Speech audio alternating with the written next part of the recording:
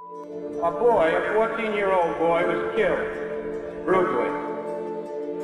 And one of our objectives here is to see to it that that boy whose picture you see there does not die an inconspicuous death, and that his case will be remembered and something will be done about it.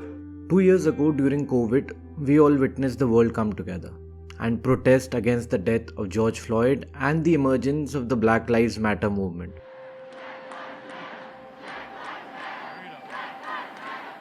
From Brazil to Iran, thousands have gathered to show solidarity with U.S. protests over the killing of George Floyd. He died after a Minneapolis cop kneeled on his neck for nearly 9 minutes.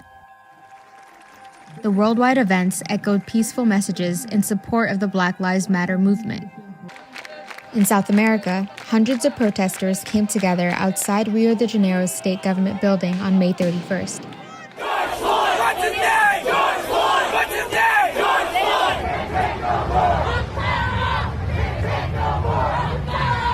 Can't take no more!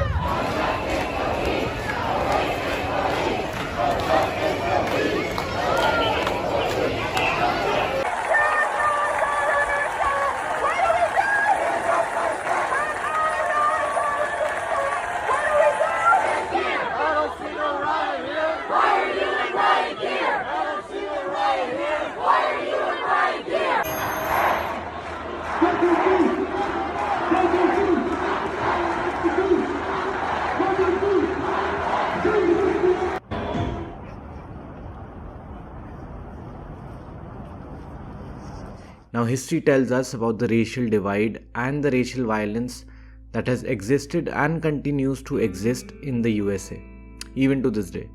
I don't know how many of you are aware of this story, but if you're not, then this is definitely something that you should know, because this story greatly impacted and sparked the civil rights movement in the US. This is the story of Emmett Till. It takes a lot of hatred and a lot of rage to do the kind of violence that was done to Emmett Till. Emmett Till was born to working class African American parents on July 25th, 1941 in Chicago, USA. And he was a pretty normal kid like all of us, except he was born into a period of segregation, racial profiling, and a lack of civil rights for the African Americans in the US. When he was only 14 years old, he was taking a trip to rural Mississippi, which is in the American South.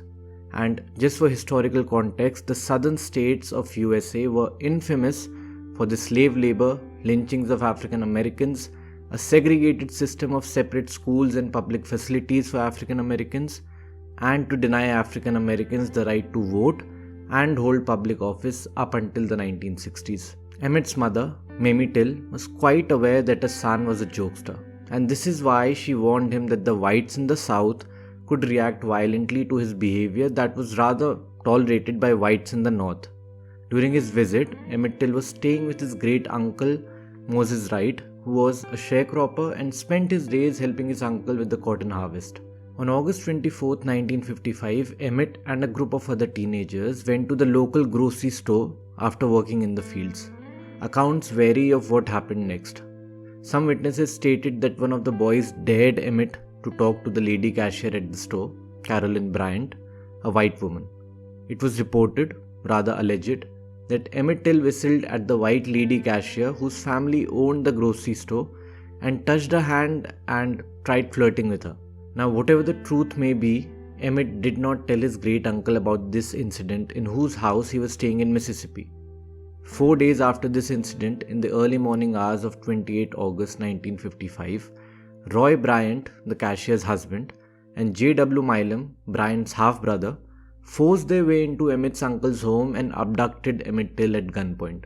Bryant and Milam severely beat the boy, mutilated him, and then took him to the banks of the Tallahatchie River, where they shot him in the head and killed him. Then they tied his body to a large metal fan with a length of barbed wire and dumped his body in the river. Emmett Till was only 14 years old. Emmett's uncle reported the kidnapping to the police, and Bryant and Milam was arrested the following day. Emmett Till's mutilated and bloated body was found 3 days later. The face was in such a horrific condition that it was unrecognizable, and it was only positively identified because Till was wearing a monogrammed ring that belonged to his father. Emmett Till's body was sent back to Chicago, where his mother, who even in that moment had the foresight to think about everybody, insisted on a public funeral service with an open casket. She wanted the world to see what they did to a child. Thousands of people attended the funeral service, and journalists from all the top publications in the country attended the funeral. Emmett's images were published in all the top magazines and newspapers across the country, and these were images that a person did not typically see, apart from war, and especially not with children. But what happened to the perpetrators, Bryant and Milam? Yes, they were arrested. Yes, there was a court case. But it just took the state of Mississippi 4 days of testimonies and a little over an hour of deliberation, after which an all-white, all-male jury, because at that time African Americans and women were not allowed to serve as jurors in the state of Mississippi, the jury then acquitted Bryant and Milam of all charges. They walked free. Despite both Bryant and Milam admitting to taking Emmett Till from his uncle's home, they were still freed of kidnapping charges.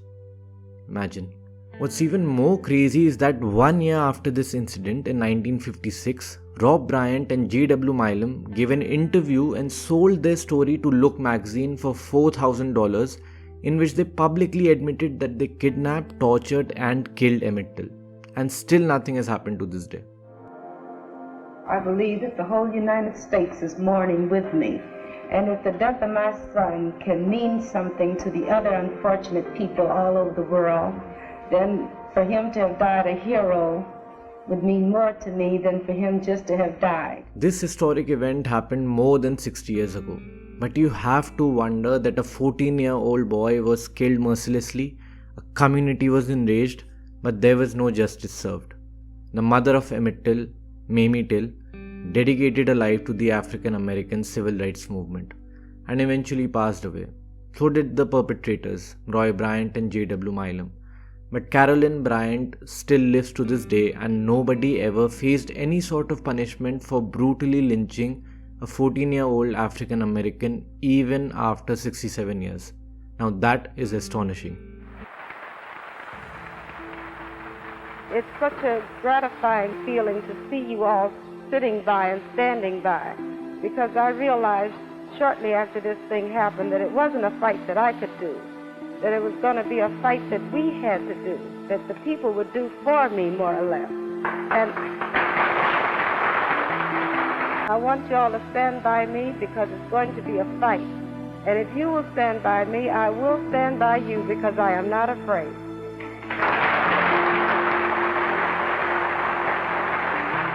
The death of Emmett Till not just sparked but fast-forwarded the civil rights movement for African Americans in the USA. It was shortly after Emmett Till's death that Rosa Parks refused to vacate her seat in favor of a white passenger. Subsequently, Dr. Martin Luther King Jr. was also greatly affected and inspired to fight for the rights of African Americans after the lynching of Emmett Till.